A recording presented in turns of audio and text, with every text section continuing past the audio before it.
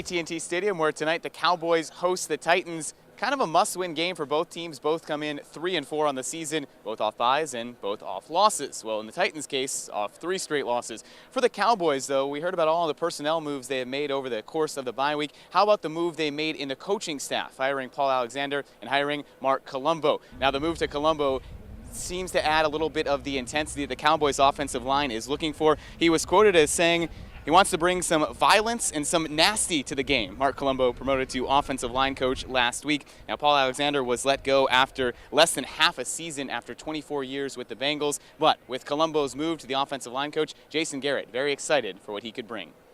And that's one of the reasons why when he retired, we said, hey, you can go be an actor for a little bit, you can go be in a rock band for a little bit, but eventually we want to get you back here. And that's what we did, and he's embraced it. Every role he's had, whether it's in the personnel department as the assistant offensive line coach and now in his new role, he always brings it. And that's one of the things you love about him. He loves football, he loves coaching football, and he's really embraced this opportunity that he has.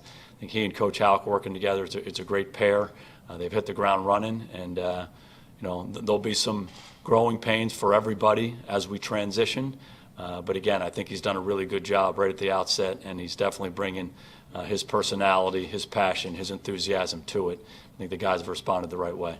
The run game still has been a strength for the Cowboys. They ranked 4th in the league in rushing yards, but the hope is this will ease some of the pressure off Dak Prescott. He's already been sacked 23 times this season. From AT&T Stadium, I'm Mike Lefko. Now let's throw over to Marcus Floyd with our continuing team coverage. Thanks, Mike. The other thing the Cowboys did to relieve a little pressure on Dak Prescott was to get him a better receiver. Last week they traded for dangerous Oakland receiver Amari Cooper. Now Cooper comes in with explosive numbers and big plays, but Dak Prescott and he have not had a whole lot of time to get used to each other.